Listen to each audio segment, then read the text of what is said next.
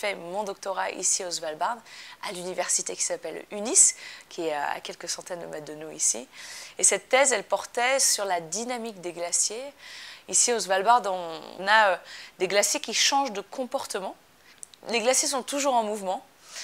Certains bougent très vite, certains bougent très lentement. Et tu as des glaciers qui passent d'un état à l'autre en quelques semaines à peine. Et on appelle ça des glaciers qui surgent. Donc tu as des glaciers qui peuvent être statiques, qui ne bougent pratiquement pas pendant des décennies, et d'un coup vont se réveiller et vont se mettre à avancer de plusieurs mètres par jour, voire plusieurs dizaines de mètres par jour. Et cette avancée, cette accélération, on appelle ça la surge d'un glacier. Et si tu en vois un dans le paysage, crois-moi, tu remarques que ce glacier a un problème, parce que le glacier en fait se met à s'étirer un peu comme un accordéon. Et c'est des glaciers qui sont ultra dramatiques, ultra crevassés.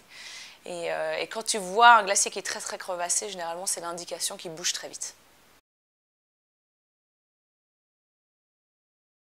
C'est vrai que les glaciers qui surgent, ça reste vraiment une des plus grosses énigmes en glaciologie encore aujourd'hui, malgré ma thèse. il y a encore beaucoup de travail à faire là-dessus. Ce qu'on sait, c'est que pour qu'une masse de glace aussi importante, donc imagine un glacier qui fasse vraiment des centaines et des centaines de mètres d'épaisseur, des dizaines de kilomètres de long, pour qu'un glacier se mette en mouvement comme ça, il faut qu'il se passe un truc à la base du glacier.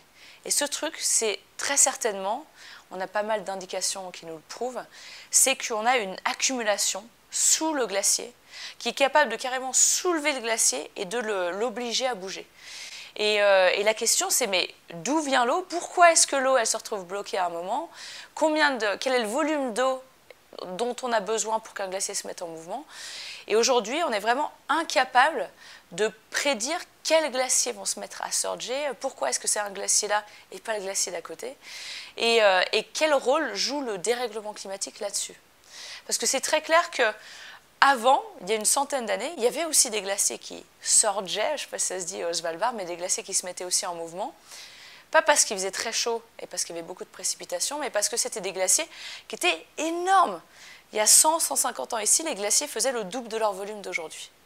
Donc c'était des glaciers très très lourds, vraiment gigantesques, des monstres de glace. Et on sait que plus un glacier il est lourd, plus il est épais, plus la base du glacier est chaude.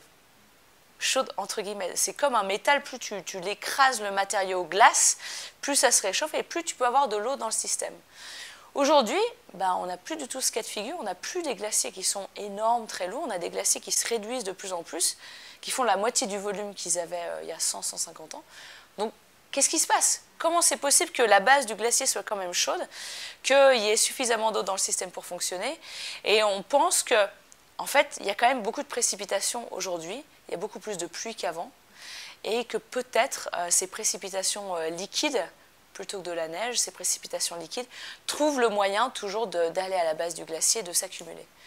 Et malgré le fait qu'on ait des glaciers qui sont en très très mauvaise santé partout sur l'archipel aujourd'hui, il n'y a pas un glacier qui est en bonne santé au Svalbard, on a quand même des grosses avancées de ces glaciers-là, des grosses surges.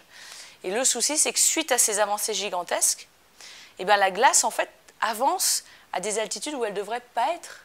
Finalement, il fait beaucoup trop chaud en bas de la montagne, par exemple, pour que la glace survive. Et on a eu des glaciers qui ont perdu, suite à cette avancée, 80% de leur volume. C'est vraiment un truc gigantesque qui se produit. Et le souci, c'est que vu qu'on ne comprend pas ces dynamiques-là, on ne comprend pas ces glaciers qui surgent aujourd'hui, on ne les prend pas en compte dans les projections d'élévation du niveau des mers et des océans.